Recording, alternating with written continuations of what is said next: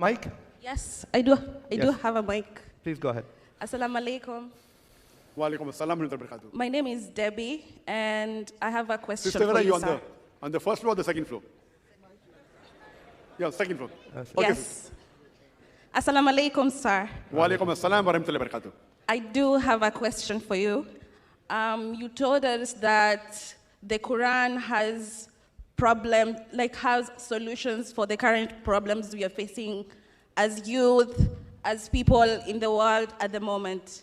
So my question is, as youths currently, most of us are facing a lot of mental health issues. You're constantly in a battle within yourself, in your mind, and you feel like you do not have solutions to those problems, whether it's therapy and all these other things. So now my question is, how can the Quran help us in navigating that issue? And can you kindly advise me on some of the verses I could read from the Quran to help me with, everything? The sister asked a very important question. The sister has rightly said, in today's world, there are many people who have anguish, who have mental problems, who have difficulty in thinking. So how can the Quran help them? And that's what I said in my talk, that the Quran is a solution to the problems of humanity. And especially, I told and I requested towards the end of my talk that you should read the Quran, the translation, in the language you understand the best. Because, my father was a psychiatrist, I'm a medical doctor, a general physician, but my father was a psychiatrist, may Allah grant him Jannah. And he used to tell me also that if you read the Quran, many a times, you yourself may not know what is troubling in your mind. And when you read the Quran is a unique book. When you read the Quran, you find that many of the things you were thinking, the reply is given in the Quran. And to read the full Quran will not take very long. Depending, if you want to read 1 chapter a day, it will take you 30 days. If you want to read 2 chapters a day, it will take you 15 days. If you read 3 chapters a day, it will take you 10 days. So sister, my request to you would be that if you read the translation of the Quran slowly with understanding, because the Quran is unique, yes, depending upon what your problem is. As the Quran says, that verily your hearts will find serenity. And the Quran, it has many solutions, which normally, if you read a Quran and I read, both may look at it at a different angle. The beauty of the Quran is that the same verse, if a layman reads it, he thinks a different way. If an intellectual reads it, he thinks in a different way. A scientist reads it, he thinks in a different way. That they read in the tafsir of the Quran, one verse can have 20 meanings. And when a person who has problem, he thinks in his way.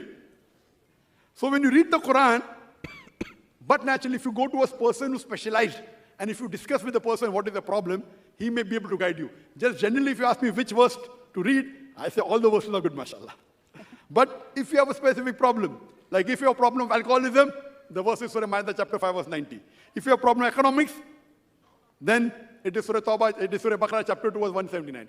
So I gave a few examples in my talk. Okay. About poverty, about racism, about alcoholism, there's gambling. I can go on and on. So depending, and it's not good to talk about your problem in public generally, sister. You understand, no? Yeah. So what I would advise you, that generally, if you read the translation of the Quran, maybe 2 juz a day, it may take an hour for you, or half an hour, maybe 1 juz a day. Yeah. With understanding, surely. There are high chances the solution you'll find. If you don't find, you can surely ask with some of the Islamic Dawah centers, yeah, the people who are more well-versed, depending upon what the problem is. And they will be able, those people who are well-versed with the Quran, surely they will be able to guide you. And I pray to Allah subhanahu wa ta'ala that may your mental anguish be completely dissolved, will completely go away. But even by listening to the recitation of the Quran, there are many non-Muslims who I know that when you hear the recitation of the Quran, and I ended my talk, sister, with the verse of the Quran of Surah Isra chapter 17, verse number 81, which says, وَقُلْ جَاءَ الْحَقُّ وَذَاقَ الْبَاطِلُ. When truth is heard against falsehood, falsehood perishes. And for falsehood is by its nature bound to perish. And it continues that the Quran has been sent down as a mercy to the believers. That means only by hearing the Quran, many a times you get serenity. When I meet people who accepted Islam, they said, why you accept Islam? I like the Azan. Did you understand? They say, no. It is unique. So everyone has its own reason for liking it. And when you read the translation, each verse has a different dimension. That is the beauty of the Quran. So my request to you would be the same, which I said in the end of my talk, that you owe it to yourself. You may have read many books in your life to get a degree, to get a bachelor's degree, or educate yourself. Why don't you read one more book? One book. It is a book from a creator.